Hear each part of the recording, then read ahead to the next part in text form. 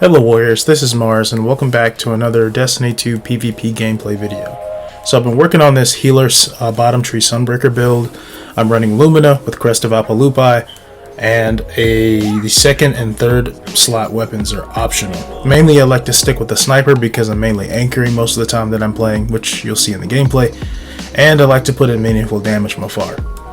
So, the build so far. I like the build. I like Lumina specifically because it gave me the idea to run more of a healer build. Lumina is pretty consistent in those medium ranged engagements.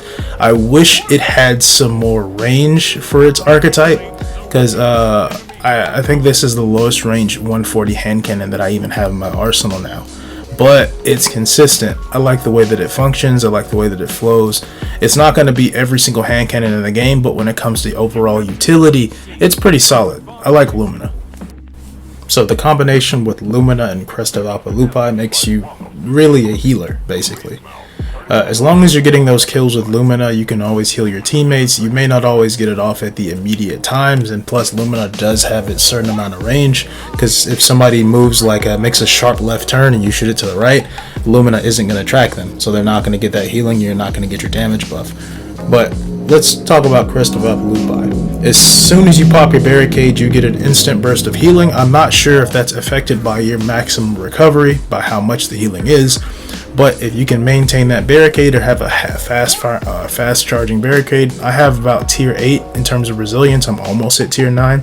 I would definitely recommend having tier 10 on this type of build, especially with high recovery, because I have tier 9 recovery on this build, which is really nice, just so I can re-engage really fast. That's one of the favorite things I like about this kind of setup. So in terms of team utility, you want to make sure you're always by your teammates, especially if you're in situations where you can save their lives, because a quick barricade like this will keep your boys topped up and keep them from dying. And the more chances you keep them from dying, the better chances you have of having successful games and winning more engagements. Realistically, I've learned that winning more engagements is much more profitable in the long run than not winning more engagements, especially if you're not maintaining those zones well in game modes like Control. I really like this type of build for Control, just because it adds a lot more to the group rather than just slaying out. Because in my mind, I'm not a true slayer. I can drop people off and I can provide a lot of good team support, but I'm really just a defensive guy. So the next question is, why bottom tree Sunbreaker? I prefer bottom tree Sunbreaker because it feels safe to me. Not only that, just what Sunbreaker offers for me, I get to heal just off of melee kills. Anytime I'm burning somebody, and I get the kill on them, they die, and I heal through that. So it's just combination of damage, really. It increases my lethality as soon as I get any kills with my class abilities. Once Endless Siege is active, I can keep moving and keep dropping people off, and I can make AoEs. So it's more focused on team support. Whereas I could go with middle tree Sentinel, and I would get the damage bonus on melee kills, or I would get the disintegration bonus whenever I had damaged somebody with void damage from my class abilities. Those are cool. Those can work, but I'm not trying to make the build focus on anything else. Realistically, the build is way more focused on team support, healing, and closing off lanes. That's it. Simplicity at its finest. I like bottom tree Sunbreaker specifically just for the healing, mainly. The healing and mainly the AoE comes second. If I drop sunspots, great. I can try and pair that with my damage from Lumina and try and bump it up and try and heal other people. Originally, I was thinking of using Phoenix Cradle, but that would detract from the overall purpose of the build. The build is really built around Lumina, constantly healing your teammates, putting in good valuable team shot damage, and making sure we both come out on top. Realistically, it's a support build, 100%. So Secondaries, it's optional, like I said in the beginning. You don't necessarily have to run a long range weapon. That's just my personal preference. I do use shotguns, I use sidearms. I really like sidearms on this build, but I'm still trying to debate whether I want something that does a specific effect or if I'm just going for damage. Because I can't remember the name, but I use I want to say it's a 260 RPM with tunnel vision and kill clip on it. I really like that one just because I can drop people off really quickly and keep it moving, especially when people are trying to run at you, so I can just back up and just pew them down. Shotguns are also preferential on this build if you like to be in the gunfights. I mean, you'll heal through just about anything with Crest of Apalupa active. If you have like a tier 10 resilience build, you'll pretty much have your barricade up every 15 or 20 seconds, so you'll heal through just about anything, especially with a really good shotgun. You can pair it with anything. It's not really it's not really special weapon specific. It's really built around that Lumina. So make sure if you're running Lumina that you have an accurate shot and you're right next to your boys. So far playing with Lumina, just touching on it again, I really like its functionality. The whole burst healing is really nice. I've actually had Lumina save my life a couple of times. I mean, this was when I wasn't using it, obviously, because I just started playing with Lumina. But Lumina is a very interesting weapon. I like how it's designed, I like how it functions, and the healing overall is really nice. Not to mention that damage buffs, so it bumps you, it kind of compensates for that lack of range. But realistically, I believe Lumina needs a range buff. In all other categories for the hand cannon, like handling and stability, it's perfect.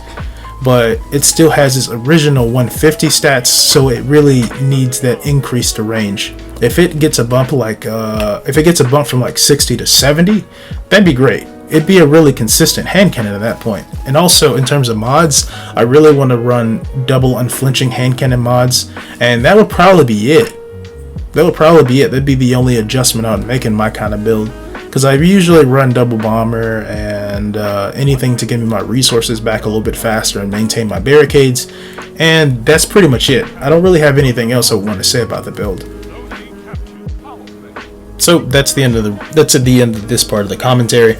I have another video clip coming up soon, so I hope you enjoy the rest of the gameplay, and thanks again for watching. If you're interested in any more PvP build videos that are coming out in the future, especially since Witch Queen is literally here, I'm only uploading just because I'm not PvPing right now, please like and subscribe, because I will be uploading more PvP content in the future, especially builds.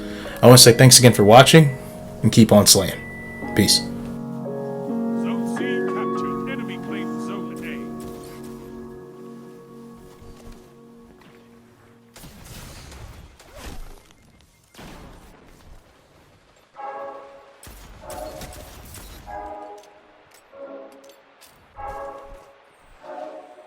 Zone C lost.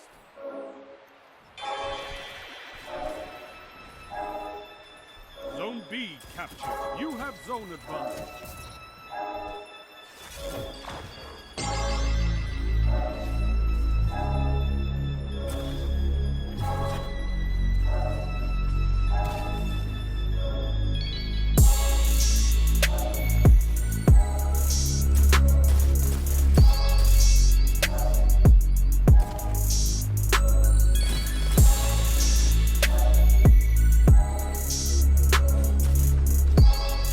Zone C captured.